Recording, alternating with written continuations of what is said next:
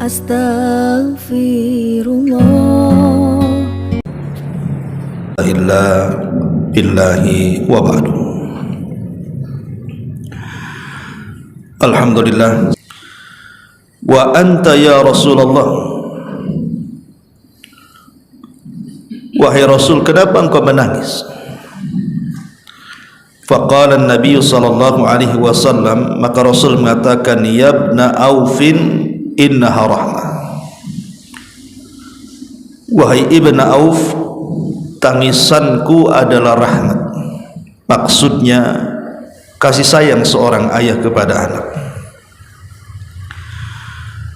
Faqala Nabi sallallahu alaihi wasallam, maka Nabi SAW mengatakan, innal aina la tadma wa innal qalba la yahzan wa la naqulu illa ma yarda rabbuna wa inna bifiraqika ya Ibrahim la mahzun. Sesungguhnya mata ini bisa saja mengeluarkan air mata dan hati itu bisa sedih, tetapi kata Rasul, aku tidak pernah mengatakan kecuali apa yang diridhoi Rabbku saja. Dan sesungguhnya diriku dengan perpisahan wahai Ibrahim sungguh menyesakkan dada. Hadis ini menjelaskan kepada kita bahwa manusia setingkat Nabi SAW saja mengalami musibah yang menjadikan dirinya menangis, padahal dia seorang Nabi. Di sini kita bisa petik pelajaran bahwa siapapun manusia, tidak harus dia seorang nabi, bahkan semua manusia pasti tertimpa sebuah musibah. Dan tentunya Nabi SAW dan para nabi yang lainnya, tentu musibahnya jauh lebih besar dibandingkan musibah yang kita derita. Karena ini tercermin dari ucapan Nabi SAW sendiri. Kata Nabi SAW, asyaddal bala indallahil anbiya, yang paling besar ujian yang Allah anugerahkan kepada manusia adalah para nabi. Thummal amsal fal amsal, baru kemudian setelah nabi, baru setelah nabi. Dan ujian manusia itu banyak sekali. Ujian manusia yang membuat sedih manusia itu banyak sekali. Makanya kenapa kemudian ada istilah yang diungkapkan Imam Syafi'i rahimahullahu ta'ala. Kata beliau, thamaniyatun tajri ala nasi kullihim wala budda lil insani yalqa thamaniyata. Ada 8 perkara yang pasti dilalui semua manusia, dan 8 perkara ini sudah keharusan menempel pada manusia. Kemudian kata Imam Syafi'i, sururun wa huznun wa ijtima'un wa furqatun wa yusrun wa usrun thumma suqmun wa afiyah. Kebahagiaan, kesedihan, berkumpul dan berpisah, mudah dan susah, sakit dan juga kesehatan. Inilah 8 perkara yang tidak mungkin lepas dari manusia. Terkadang manusia bahagia, terkadang manusia sedih. Terkadang manusia berkumpul, terkadang manusia berpisah. Terkadang manusia diberikan kemudahan, terkadang diberikan kesulitan. Terkadang diberikan penyakit, terkadang diberikan kesehatan. Itulah manusia. Pasti 8 perkara ini ada pada diri mereka. Karena Allah Subhanahu wa ta'ala tidak pernah menciptakan manusia itu dalam satu kondisi. Allah Subhanahu wa ta'ala mengatakan, wa tilkal ayyam nudawiluha bainan nas. Namanya hari itu diputar oleh Allah Subhanahu wa ta'ala dari satu kondisi ke kondisi berikutnya. Supaya apa? supaya ada keadilan, penyeimbangan hidup. Manusia kalau tidak diberikan musibah, bisa saja dia melampaui batas. Makanya Umar bin Khattab radhiyallahu anhu ketika memberikan catatan kepada ayat wa basyiris sabirin alladzina idza asabatkum musibatun qalu inna lillahi wa inna ilaihi raji'un ulaika alaihim salawatu min rabbihim wa rahmah wa ulaika humul muflihun. Beri kabar gembira kepada orang-orang yang ditimpa musibah kemudian mereka sabar, kemudian mereka mengucapkan inna lillahi wa inna ilaihi raji'un, semua datang dari Allah dan akan kembali kepada Allah. Maka bagi mereka Allah akan memujinya, Allah akan menurunkan rahmat kepadanya, dan Allah akan memberikan hidayah kepada mereka. Kata Umar bin Khattab radhiyallahu anhu, dia mengatakan, kenapa musibah itu diturunkan kepada manusia? Kata beliau, supaya ada keseimbangan hidup. Kalau orang senang terus, bisa saja melampaui batas. Kalau orang susah terus, bisa saja putus asa. Makanya kemudian diseimbangkan hidup ini antara nikmat dan juga ujian dari Allah Subhanahu wa taala. Ma'asyiral muslimin wal muslimat rahimani wa rahimakumullah. Dan ujian manusia itu sekali lagi banyak sekali. Ada orang yang diberikan musibah oleh Allah Subhanahu wa taala dengan kematian seperti yang dilakukan Nabi di sini. Terdapat dalam hadis ini, Rasul ditinggal mati orang yang tercintanya. Bukan hanya satu Ibrahim dalam hadis ini, tapi sebelumnya Rasul sallallahu alaihi wasallam sudah ditinggal mati oleh putra-putra tercintanya, dimulai dari Qasim kemudian Abdullah, kemudian disusul dengan anak-anak perempuannya, di mana Nabi sallallahu alaihi wasallam langsung menguburkan dengan tangannya.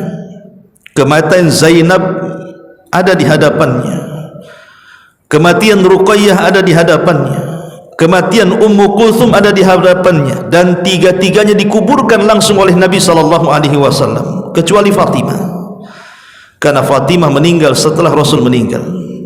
Tapi semua putra-putri Rasul meninggal sebelum Rasul meninggal, dan tidak ada kesedihan melebihi kematian orang-orang yang dicintainya. Ma'asyiral muslimin yang dimuliakan Allah Subhanahu wa taala, atau boleh jadi Allah Subhanahu wa taala memberikan musibah dengan ditimpanya banyak penyakit. Ada orang yang sudah bertahun-tahun mengidap penyakit, diobati ke sana kemari juga tidak kunjung sembuh. Bahkan angkat tangan rumah sakit, angkat tangan dokter sudah tidak sanggup mengobatinya, hanya menunggu ajalnya saja. Tapi ada juga manusia ditimpa dengan ekonomi.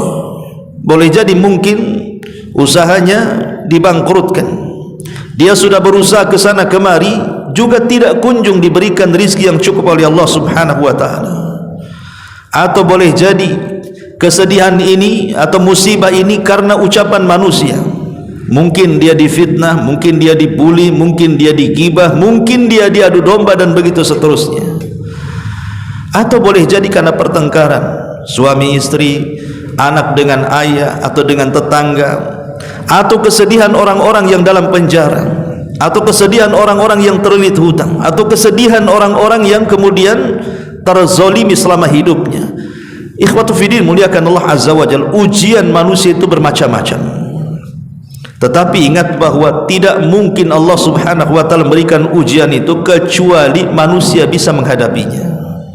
Mustahil.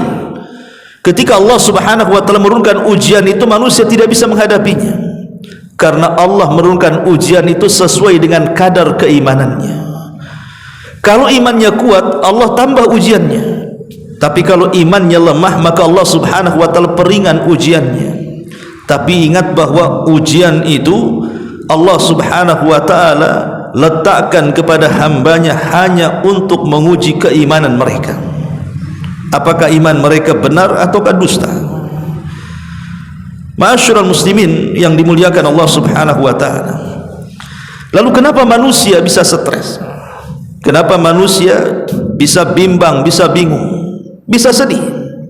Apa penyebabnya?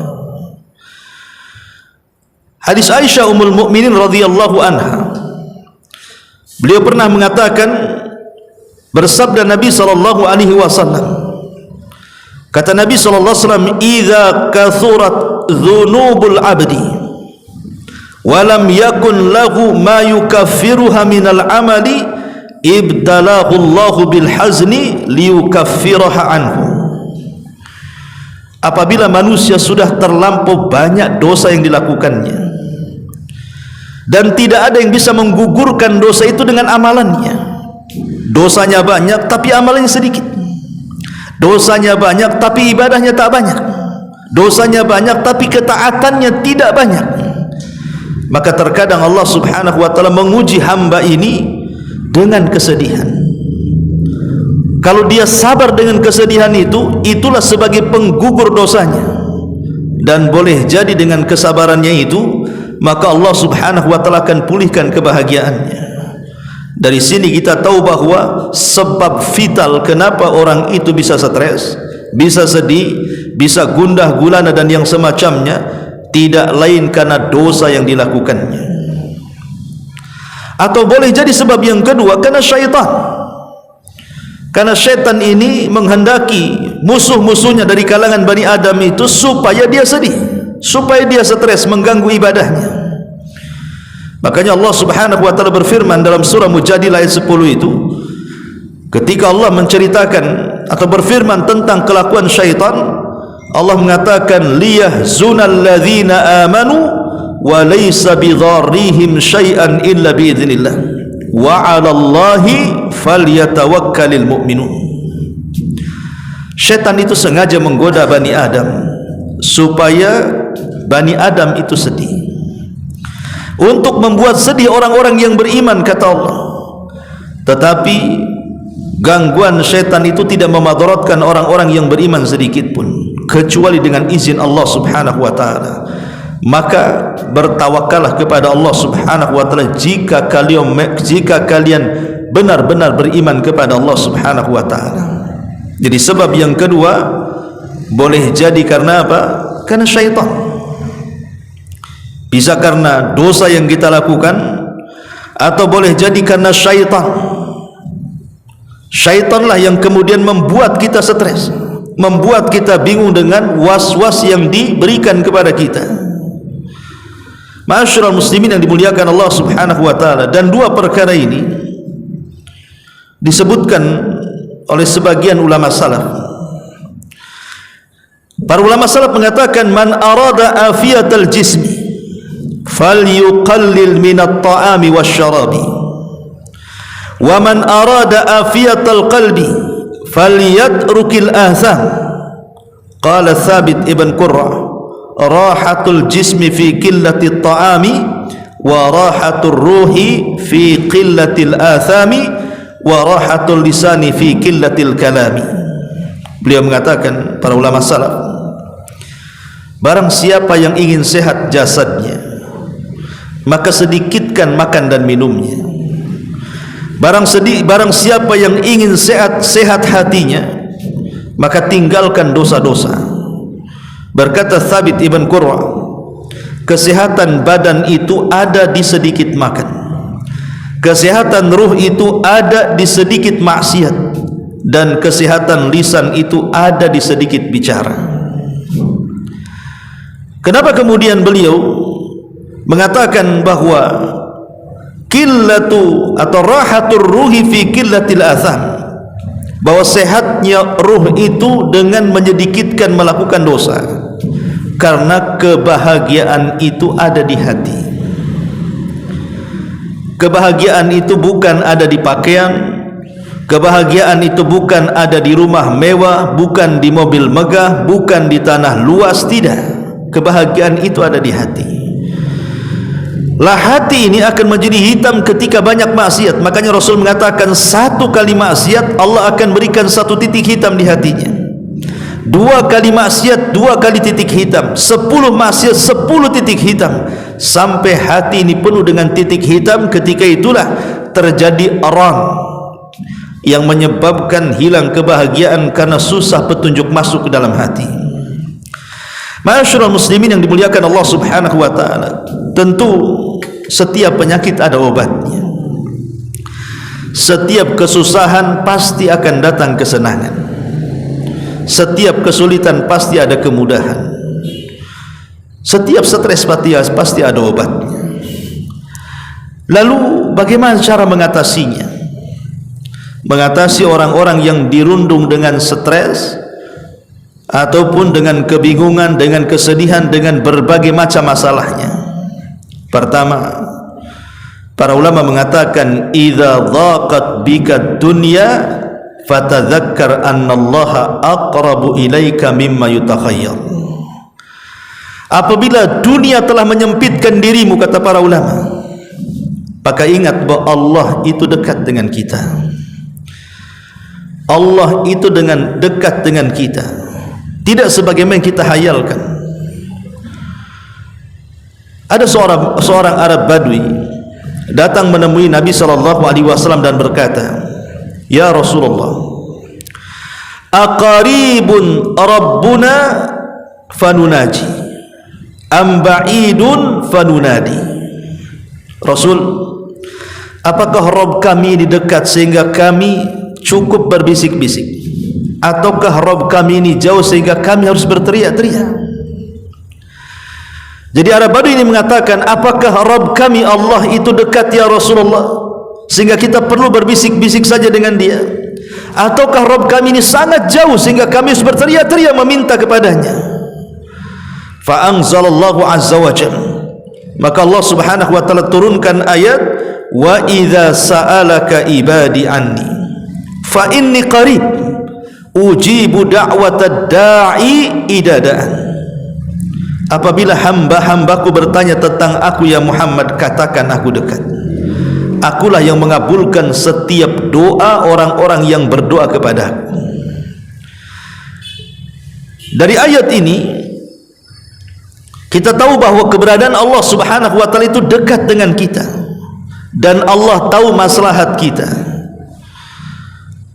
Karena Dia yang menciptakan kita, Dia yang memuji kita, dan Dia yang memberikan musibah kepada kita, dan Dia juga yang mengangkatnya. Maka jangan pernah berburuk sangka dengan Allah Subhanahu wa taala. Allah itu terus mengawasi kita. Yakini Allah itu dekat dengan kita. Maka dalam kondisi kita ini sedang ditimpa musibah, jangan melakukan hal-hal yang membuat Allah murka.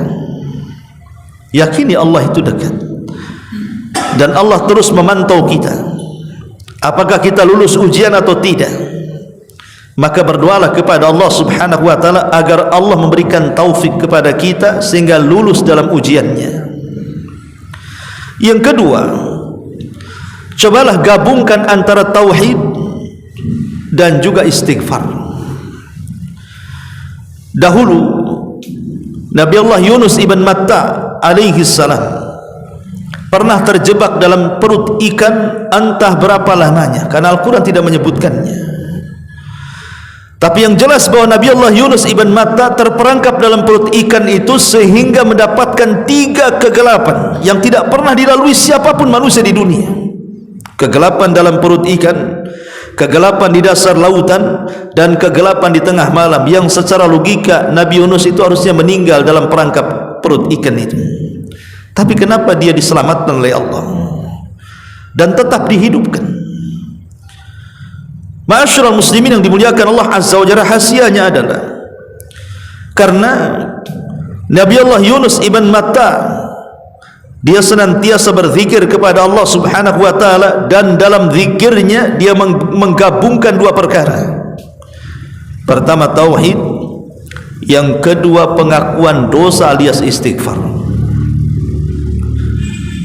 Apa kata Yunus alaihi salam di dalam perut ikan itu?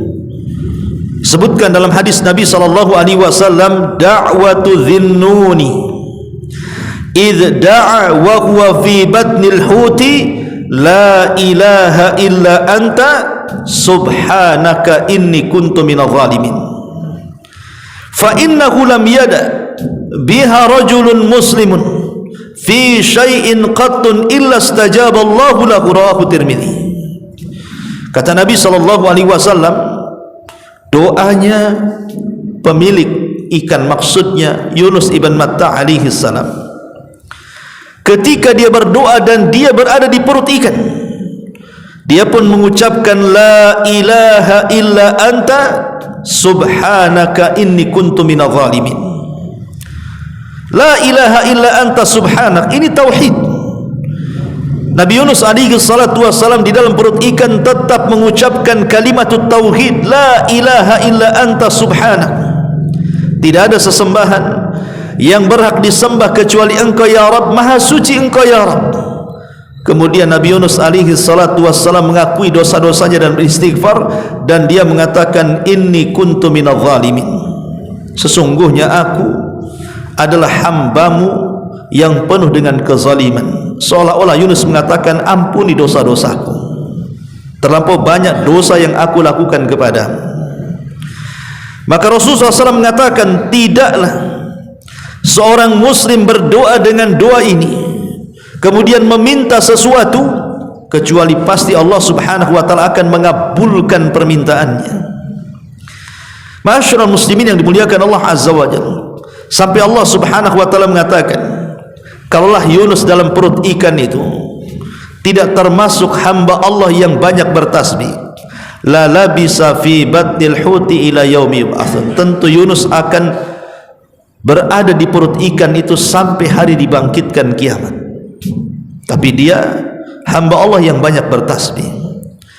Akhirnya setelah dia berusaha untuk berzikir dan suaranya melesat ke langit, sampai para malaikat di langit mengatakan kepada Allah Azza wa Jalla, ya Rabb, ini ucapan ini sangat ma'ruf, tetapi di mana hamba itu yang mengucapkannya? Kami tidak tahu. Maka Allah Subhanahu wa taala, itulah hambaku Yunus ibn Matta sedang berzikir di dasar lautan di perut ikan. Maka Allah Subhanahu wa taala memerintahkan ikan itu untuk naik ke permukaan dan memuntahkan Yunus ibn Matta, dan Allah selamatkan.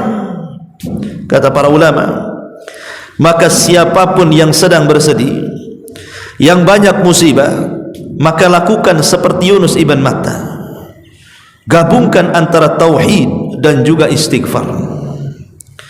Karena kita tahu bahwa semua ujian ini datang dari Allah Subhanahu wa taala, maka kembalikan kepada Allah Subhanahu wa taala, serahkan ujian ini kepada Allah.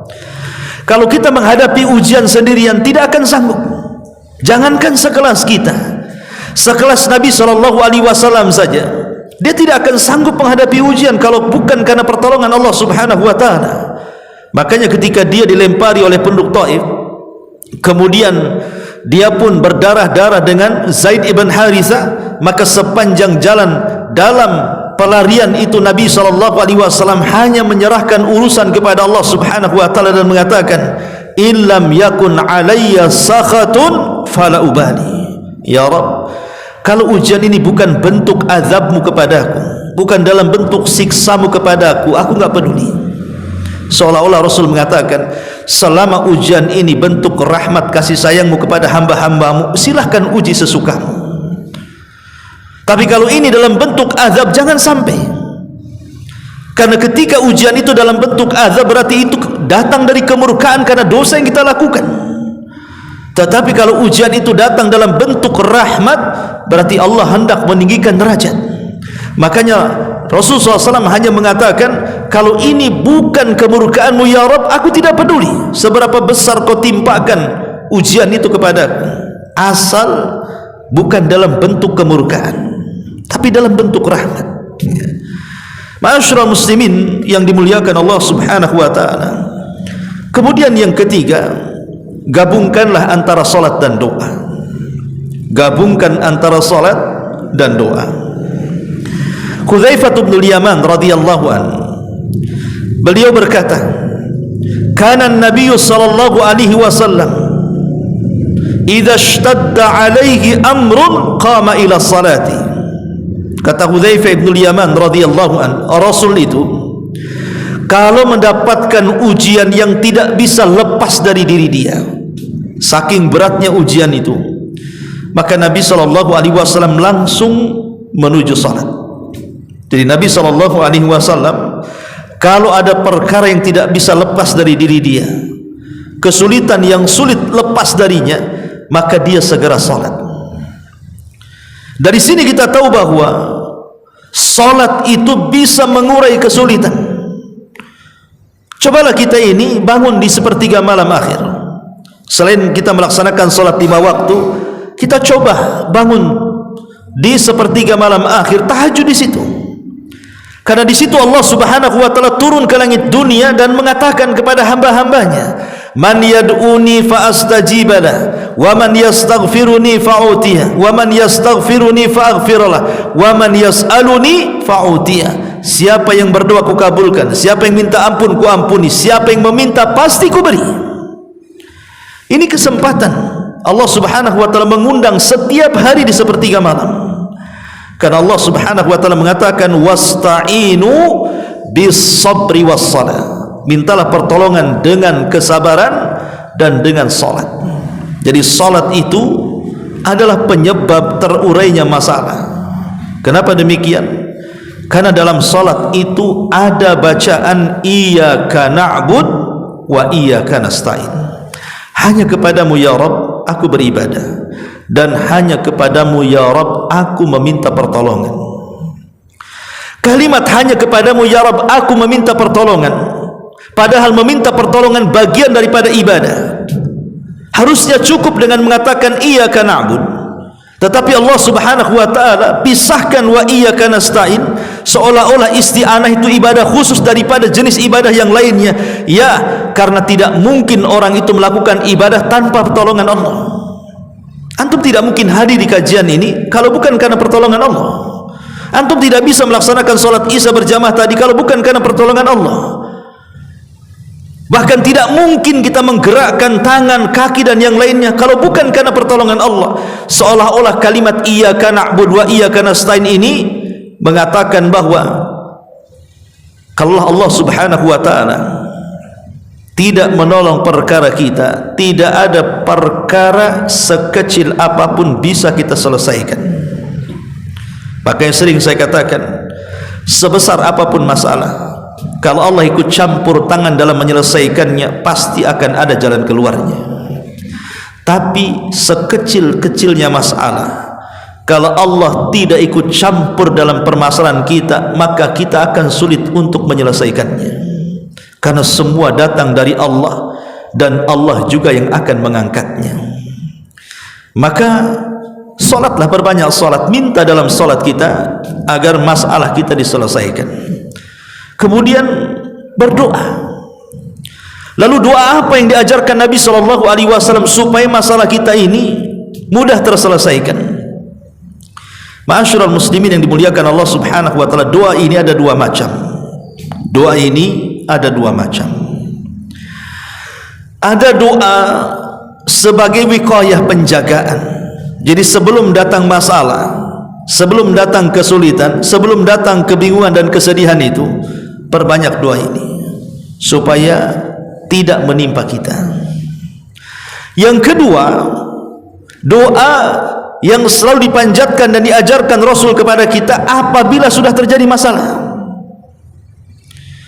Ma'asyiral muslimin yang dimuliakan Allah Subhanahu wa taala, adapun doa sebagai pencegahan dari masalah adalah doa yang diajarkan Nabi sallallahu alaihi wasallam, Allahumma inni a'udzubika minal hammi wal hazan wal ajzi wal kasal wal bukhli wal jubni wa dhala'id daini wa ghalabatir rijal. Ya Allah, aku berlindung kepadamu dari perasaan bingung dan kesedihan, dari al-ajzi wal kasal. Al-ajz artinya kelemahan, wal kasal itu artinya kemalasan, wal bukhli wal jubni, dari kebakhilan dan rasa takut yang menyelimuti, wa dhala'id daini wa ghalabatir rijal, dan dari hutang-hutang budi ataupun hutang-hutang uang.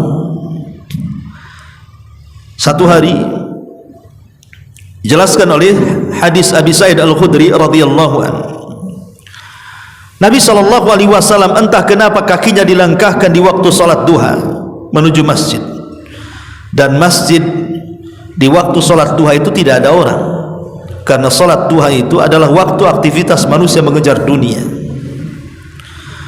Tapi entah kenapa kaki Nabi SAW terlangkahkan ke masjid. Sampai di masjid, rupanya di dalam masjid itu ada Abi Umamah yang sedang salat sunnah, kemudian memanjatkan doa di hadapan Allah Azza wa Jalla. Tapi dia melihat wajah Abi Umamah ini nampaknya kurang bahagia. Maka Nabi SAW mulai bertanya kepada Abi Umamah dan mengatakan, "Mali araka jalisan fil masjid fi ghairi waqti shalah?" Ada apa wahai Abu Umamah? Kenapa kau duduk di masjid di bukan waktu salat? Nampaknya kau ada kesulitan. Kemudian Abu Umamah radhiyallahu anhu mengatakan, "Humumun lazimatni wa duyunun ya Rasulullah." Banyak masalah dalam kehidupanku wahai Rasul. Banyak hutang yang melilit dalam kehidupanku wahai Rasul.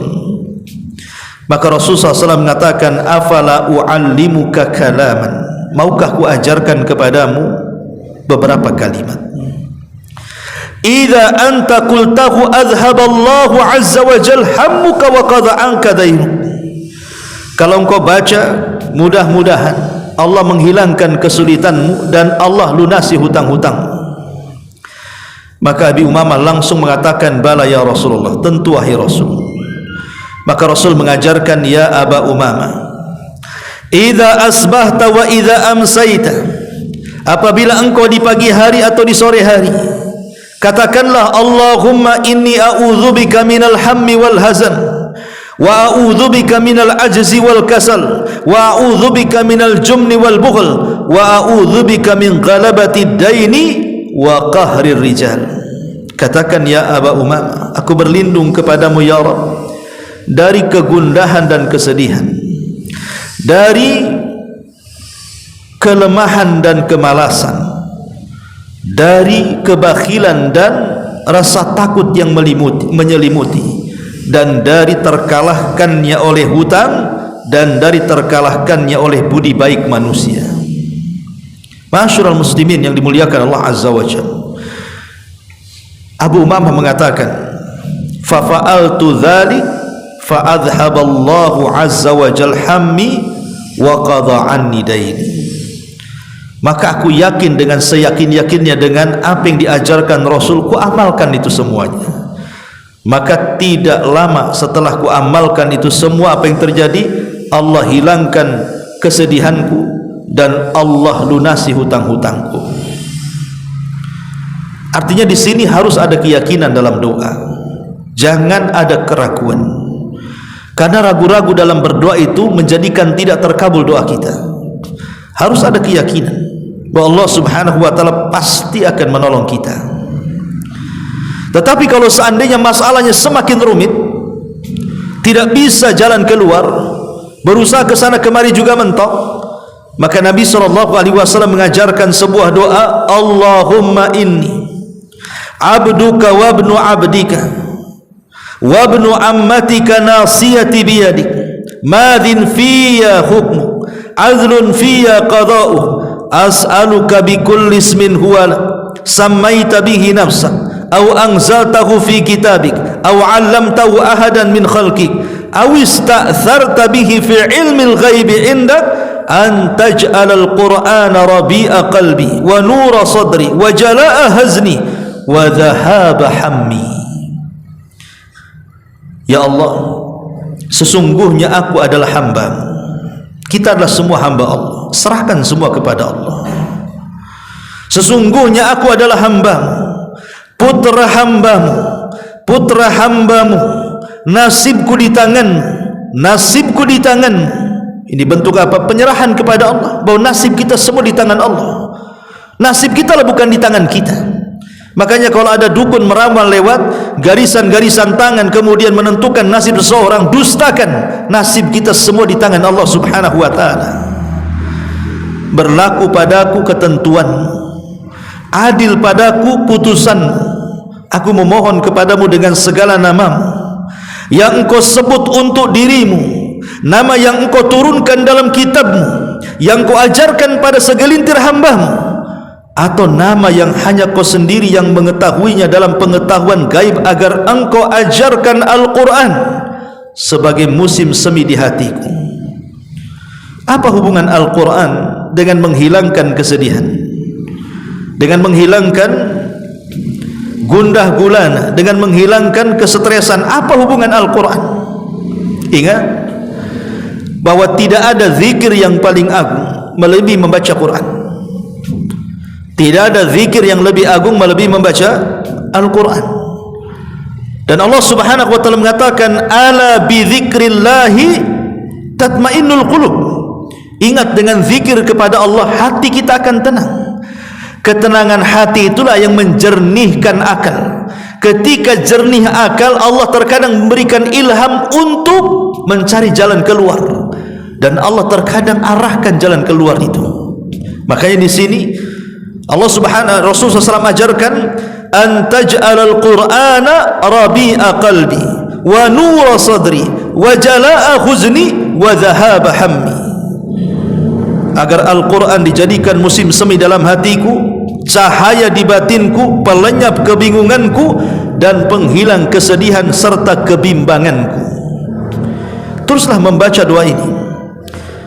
Ma'asyiral muslimin yang dimuliakan Allah Subhanahu wa taala, bahkan dijelaskan dalam hadis yang dikeluarkan Bukhari dan Muslim, kana Nabi sallallahu alaihi wasallam yaqulu indal karbi la ilaha illallah al-azimul halim, la ilaha illallah rabbul arshil azim, la ilaha illallah rabbus samawati wa rabbul ardi wa rabbul arshil karim. Tidak ada ilah sesembahan yang berhak disembah selain daripada Allah. Jadi Nabi SAW apabila sedang kesulitan melilit dia, maka beliau akan mengatakan, la ilaha illallah al-azimul halim. Tidak ada sesembahan yang berhak disembah kecuali Allah yang maha agung lagi maha penyayang. La ilaha illallah rabbul arshil azim. Tidak ada sembahan yang berhak disembah kecuali engkau. Engkau adalah Rabb penguasa arsy. La ilaha illallah rabbus samawati wa rabbul ardi. Tidak ada sembahan yang berhak kecuali, tidak ada sembahan yang berhak disembah kecuali engkau ya Rabb. Engkaulah Rabb pemilik langit dan bumi, dan wa rabbul arshil karim, dan Rabb penguasa arsy yang maha mulia. Lihat bagaimana di doa ini Allah Subhanahu wa taala hendak mengagungkan dirinya, hendak membesarkan dirinya. Allahu Akbar. Ketika kemudian kita membesarkan Allah Subhanahu wa taala, berarti selain daripada Allah kecil. Selain daripada Allah kecil, remeh, karena hanya Allah lah zat yang maha besar, yang maha agung. Maka kalau kita menanamkan perkara ini, kalau kita ada masalah kesulitan apapun, serahkan kepada Rabb yang maha akbar.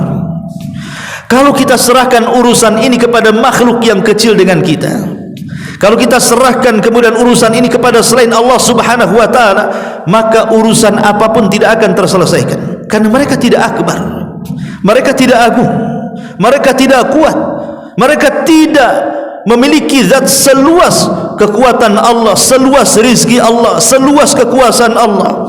Makanya kemudian doa ini dijadikan oleh Nabi SAW sebagai doa untuk menghilangkan kesulitan. Ma'asyiral muslimin yang dimuliakan Allah Subhanahu wa taala. Kemudian ingat bahwa setiap kesulitan itu disertakan dengan kemudahan. Manusia, saya, Anda atau siapapun, pasti akan mengalami kesulitan yang tidak mungkin seolah-olah dalam otak kita keluar dari situ. Rasanya dunia kiamat bagi dia. Pasti kita akan merasakan itu. Dan Anda yang belum pernah merasakan pasti akan melewatinya. Di mana Allah Subhanahu wa taala terkadang akan menguji kita itu dengan ujian yang berat seolah-olah dunia kiamat dan kita tidak bisa keluar dari situ. Tapi ingat, ketika ujian itu semakin berat dan seolah-olah kita tidak bisa keluar dari urusan itu, sesungguhnya kemudahan telah dekat. Harus yakin. Kalau ujian itu semakin berat, kemudian kita dibuat susah, tapi kita tetap istiqamah, ketahuilah bahwa semakin sulitnya kesulitan berarti semakin dekat kemudahan. Makanya dalam Al-Quran ada namanya suratul Insyirah, surah Al-Insyirah. Lah surah Al-Insyirah ini bertindak sebagai bentuk penghiburan dan dorongan bagi umat muslim. Tujuannya apa? Untuk meningkatkan semangat, terutama jika mereka menghadapi fase-fase kesulitan. Maka Allah Subhanahu wa taala janjikan dalam ayatnya, fa inna ma'al usri yusran, inna ma'al usri yusra. Maka sesungguhnya bersama kesulitan itu ada kemudahan. Sesungguhnya bersama kesulitan itu ada kemudahan. Subhanallah, semua karunia Allah dan nikmatnya. Allah Subhanahu wa taala ketika menyebut kalimat kesulitan menggunakan alif lam, inna ma'al usri. Tapi ketika Allah menyebutkan kemudahan, dibuangnya alif lam kemudian diganti dengan tanwin, yusran. Dalam ilmu bahasa, bahwa al-usri yang pertama adalah usri yang kedua, tapi yusran yang pertama bukan yusran yang kedua. Karena al-usri itu ma'rifat, yusran itu nakirah. Seolah-olah Allah ingin mengatakan kesulitan pertama adalah itu juga kesulitan yang kedua, tapi kemudahan yang pertama bukan kemudahan yang kedua. Artinya satu kesulitan bisa datang dua kemudahan, tiga kemudahan, empat kemudahan, dan begitu seterusnya. Makanya Nabi SAW mengatakan dalam hadis Abdullah ibn Abbas radhiyallahu anhuma, kata Nabi SAW, wa'lam anna nasra ma'as sabri wa anna al-faraja ma'al karbi wa anna ma'al usri yusra. Ingatlah bahwa kemenangan itu diraih karena berkat kesabaran, kesenangan itu diraih karena dia sabar ketika mendapatkan penderitaan, dan kesulitan itu pasti diganti dengan kemudahan. Lambat laun pasti akan datang kemudahan, karena manusia tidak mungkin diciptakan dalam satu kondisi. Selama dia istiqomah dan yakin dengan Allah Subhanahu wa taala, maka semakin dekat, semakin sulit kehidupan kita, semakin dekat dengan kemudahan. Itu harus yakin, inna ma'al usri yusra. Kemudian juga serahkan semua urusan kepada Allah Subhanahu wa taala, atau sidqut tawakkul. Perkuat tawakal kita dengan Allah Subhanahu wa taala. Nabiullah Ibrahim alaihi salatu wassalam ketika dilempar ke dalam api oleh raja zalim, raja Babil, apa yang diucapkan Ibrahim? Hasbunallah wa ni'mal wakil. Itulah ucapan Ibrahim. Jadi ketika Ibrahim itu dilempar oleh manjani ketapel besar ke dalam api yang sedang menyala, yang tingginya sama dengan istana, tiba-tiba Ibrahim mengatakan, hasbunallah wa ni'mal wakil. Cukuplah Allah sebagai pelindung, karena dia sebaik-baik pelindung. Apa yang terjadi? Faja'alahallahu alaihi bardan wa salaman. Maka Allah jadikan api itu menjadi dingin dan menyelamatkan. Dan itu juga pernah terjadi dengan Nabi SAW. Ketika kekalahan Rasul di Uhud, maka semua tentara Rasul mundur ke kota Madinah. Kemudian Abi Sufyan dan pasukannya mengancam akan mengirim pasukan besar untuk menyerang Madinah. Maka ketika itu disampaikan kepada Rasul bahwa Abi Sufyan akan membawa pasukan besar untuk membabat mereka habis. Dan Allah Subhanahu wa taala gambarkan dalam Quran, alladzina qala lahumun nas innan nasa qad jama'u lakum fakhshawhum. Orang-orang telah berkata kepada mereka, manusia sedang berkumpul, maksudnya musuh-musuh sedang berkumpul dan akan menyerang. Takutlah engkau. Apa yang terjadi? Fazadahum imanan. Maka iman Rasul semakin meningkat. Ditakut-takuti malah meningkat imannya. Kemudian Rasul mengajarkan kepada para sahabat kalimat hasbunallah wa ni'mal wakil. Maka semua sahabat mengikuti Rasul. Wa qalu hasbunallah wa ni'mal wakil. Mereka pun berkata, cukuplah Allah sebagai pelindung, karena dia sebaik-baik pelindung. Apa yang terjadi? Fanqalabu bi ni'mati minallahi wa fadlin lam yamsashum su wattaba'u ridwanallah wallahu dzul fadlil azim. Maka Allah ganti semuanya dengan nikmat yang sangat besar. Dari sini kita tahu bahwa ketika kesulitan itu semakin menguat, maka kuatkan tawakal kita kepada Allah. Sandarkan hati kepada Allah dengan betul-betul dengan sandaran. Katakan kepada Allah, hasbunallah wa ni'mal wakil. Cukuplah Allah sebagai pelindungku. Kalau kita mencari pelindung dari makhluk, tidak akan bisa melindungi, karena hanya satu-satunya zat pelindung adalah Allah subhanahu wa ta'ala. Ma'asyiral muslimin yang dimuliakan Allah azza wa jalla, maka orang semakin kuat tawakalnya, maka semakin dekat kemudahan yang akan diraihnya. Bahkan Ibrahim ketika diuji lebih berat daripada itu. Ketika Ibrahim melihat putranya sudah usianya belasan tahun, ya sekitar 14-15 tahun, dan itu sudah lama tidak berjumpa. Mulai dari diletakkan di masa bayi dengan Hajar di negeri Mekah, ditinggalkan sampai belasan tahun. Seorang ayah yang tidak memiliki anak lagi kecuali Ismail, tentu kerinduannya semakin memuncak karena ingin berjumpa dengan putranya. Maka dia pun melakukan perjalanan dari Palestina ke negeri Mekah. Qadarullah, di tengah malam dia tertidur, tiba-tiba dalam mimpinya Allah perintahkan dia menyembelih putranya. Mau tidak mau, ini adalah perintah Allah, harus sami'na wa ata'na. Maka baru saja pertemuan Ibrahim yang belasan tahun tidak berjumpa dengan putranya Ismail, tiba-tiba kemudian Ibrahim mengatakan kepada Ismail, ya bunayya inni ara fil manami anni adbahuka fangdur madza tara. Wa Ibrahim, ayahmu semalam bermimpi menyembelih dirimu, bagaimana pendapatmu? Tapi karena Ismail adalah putra Ibrahim, didikan Hajar, wanita yang paling tawakal kepada Allah subhanahu wa ta'ala, dia menjawab dengan mengatakan, ya abatif al ma tu'mar satajiduni insyaallahu minas sabirin. Wahai ayahku, kalau ini perintah Allah subhanahu wa ta'ala, lakukan saja, karena engkau akan dapati aku termasuk hamba Allah yang sabar. Maka di ujung ayat Allah mengatakan, falamma aslama wa tallahu lil jabin. Ketika keduanya sudah memasrahkan diri kepada Allah, artinya tawakal, sudah dipasrahkan, itu urusan Allah subhanahu wa ta'ala. Wa nadainahu ayya Ibrahim qad saddaqta ru'ya. Tiba-tiba datang panggilan dari langit dan mengatakan, wahai Ibrahim, engkau sudah membenarkan mimpimu.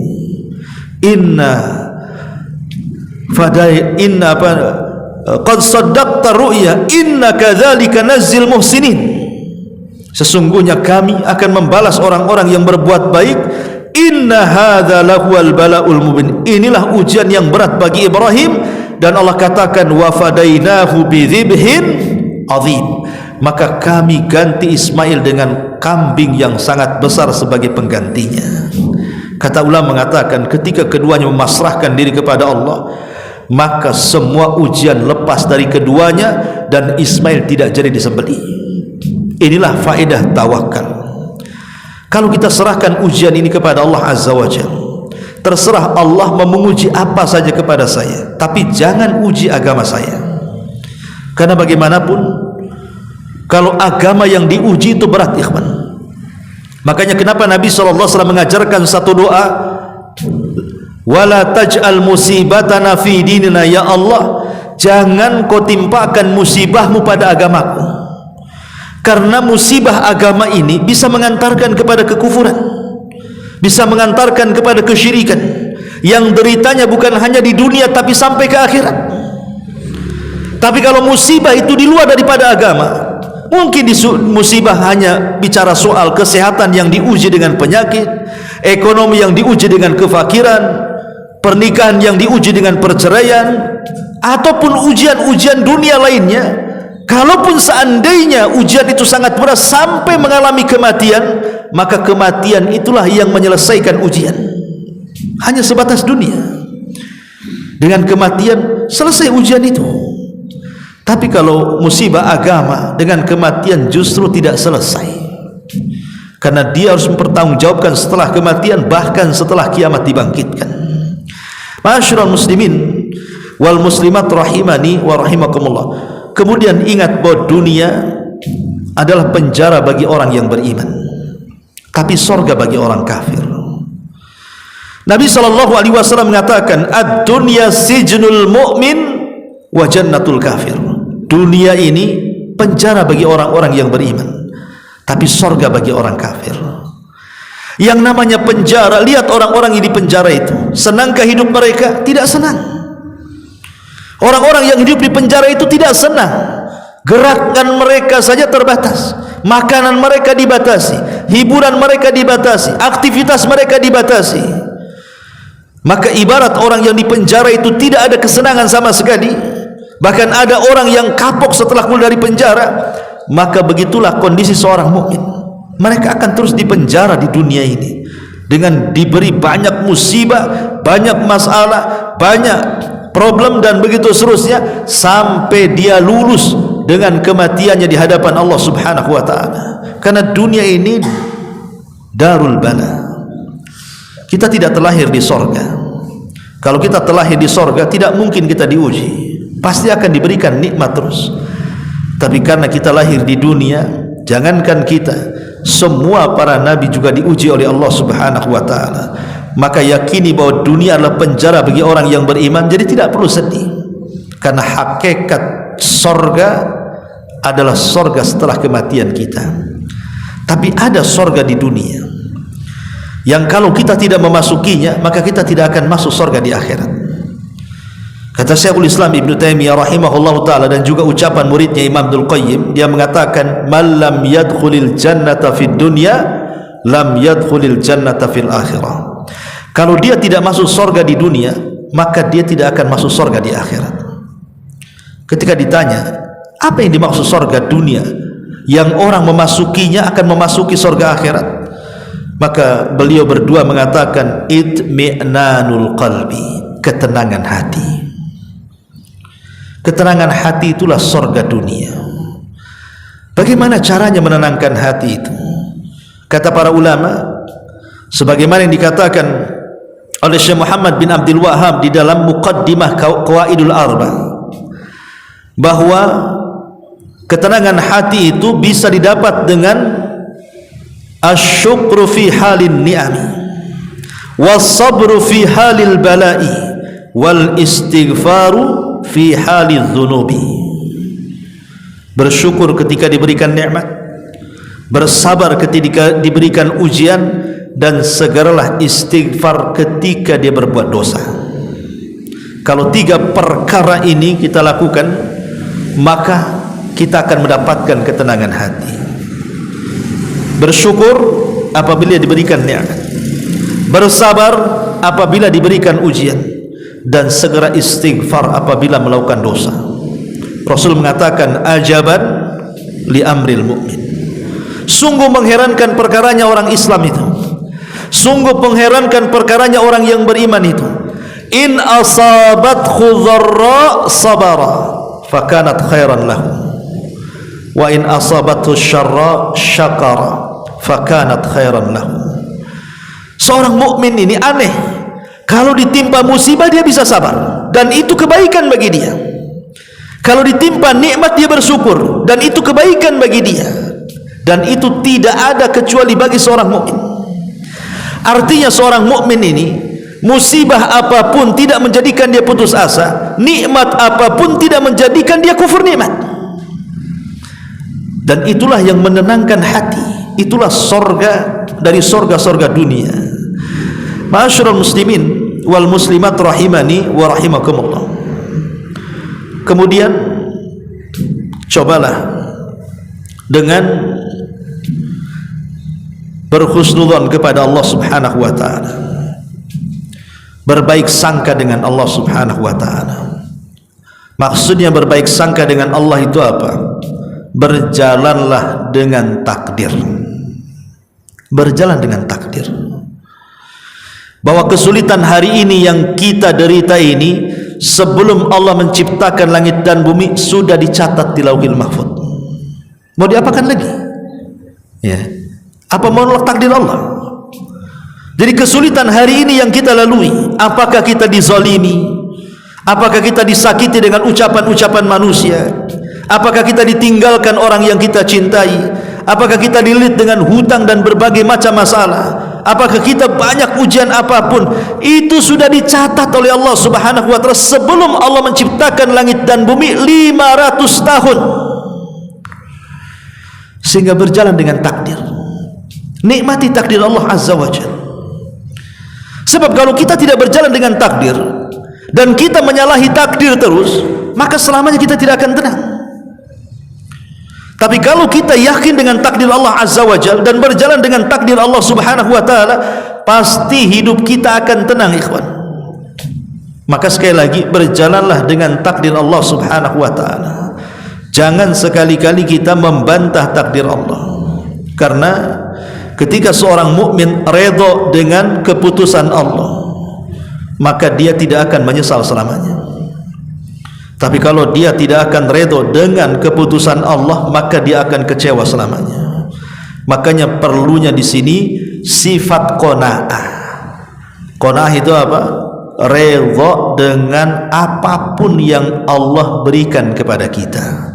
Allah berikan kesenangan, kita katakan alhamdulillah ala kulli hal. Alhamdulillah bi nikmatihi tatimmus shalihat. Allah kurangi kesenangan kita, kita katakan alhamdulillah ala kulli hal. Berjalan dengan takdir. Karena kita tidak tahu musibah yang Allah turunkan kepada kita. Apakah musibah yang Allah turunkan kepada kita dalam rangka Allah menguji keimanan kita? Sengaja Allah turunkan supaya Allah tahu mana yang jujur imannya dan mana yang dusta imannya. Atau Allah Subhanahu wa taala sengaja berikan ujian kita kepada kita itu untuk membersihkan dosa-dosa kita. Mungkin terlampau banyak dosa kita ini yang tidak bisa diampuni dengan solat, dengan puasa, dengan zakat, dengan apapun amalan saleh, hanya dengan dibersihkan dosa dengan cara diberikan ujian. Atau boleh jadi ujian ini dikirim dalam rangka mengingatkan kita supaya dosa-dosa kita ini dihentikan. Karena terkadang dosa yang kita lakukan kalau tidak diberikan teguran itu akan terus melampaui batas.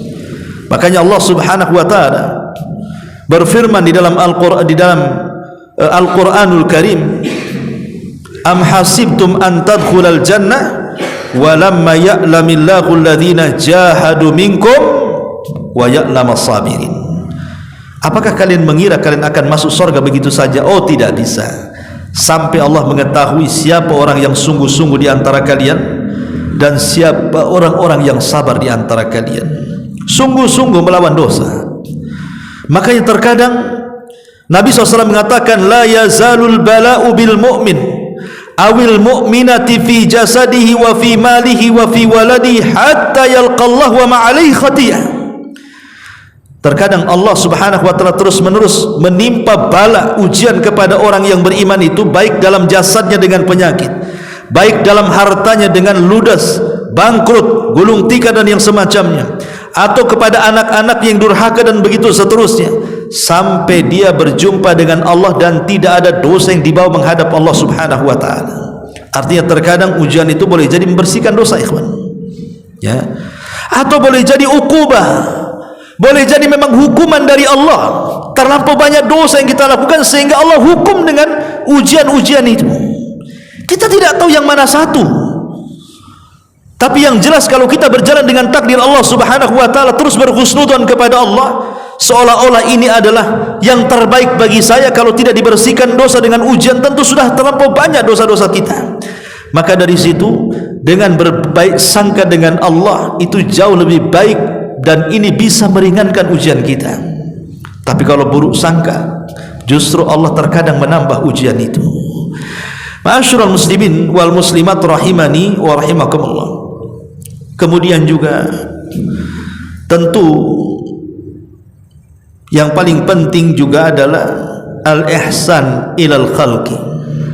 Teruslah berbuat baik kepada makhluk. Boleh jadi ujian itu datang dari doa-doa orang-orang yang kita zalimi. Kita tidak tahu. Ada orang-orang yang kita sakiti, kita tidak tahu, rupanya dia berdoa pula kepada Allah tentang keburukan kita. Kita tidak tahu. Mungkin perbuatan-perbuatan kita yang dulu-dulu menyakiti orang dengan lisan kita, dengan perbuatan kita akhirnya tersakiti, dia pula mengangkat tangannya ke langit dan meminta kepada Allah untuk diturunkan bala kepada kita. Kita tidak tahu. Sampai-sampai ada seorang gubernur Madinah dipenjara di masa Khalifah Harun Ar-Rasyid, namanya Al-Khalid Al-Burmuki, dimasukkan ke dalam penjara bersama anaknya. Jadi Khalid Al-Burmuki ini ditanya oleh putranya dan mengatakan, wahai ayah, dulu kita dihormati, dulu kita dimuliakan, ya karena dia gubernur Madinah di zaman itu, ya wajar dihargai, dihormati. Tapi setelah itu semuanya, kenapa kita disusahkan seperti ini? Kita terhina dalam penjara, dicaci maki manusia. Ada apa ini? Maka ayahnya mengatakan, ya bunai, dakwatul madlum. Wahai anakku, jangan-jangan ini doa orang-orang yang pernah saya zalimi sewaktu saya berkuasa. Saya tidak tahu mana satu rakyat yang saya zalimi, sehingga dia berdoa kepada Allah, dan inilah hasilnya kita dalam penjara, katanya. Makanya berbuat baik kepada manusia itu penting, ya. Kalau kita memang tahu siapa yang kita sakiti, minta maafnya supaya dia memaafkan kita, sehingga tercabut doa-doa buruk mereka kepada kita. Makanya pentingnya juga kita berbuat baik kepada makhluk. Dan yang terakhir tentunya perbanyak zikir, perbanyak istighfar, serahkan kepada zat yang paling kuat, Allah Subhanahu wa ta'ala, karena dia satu-satunya yang bisa menyelesaikan urusan kita. La haula wa la quwata illa billah. Tidak ada daya dan kekuatan kecuali hanya milik Allah Subhanahu wa ta'ala. Mudah-mudahan ceramah yang singkat ini bermanfaat. Subhanaka wa bihamdika asyhadu an la ilaha illa anta astaghfiruka wa atubu ilaik.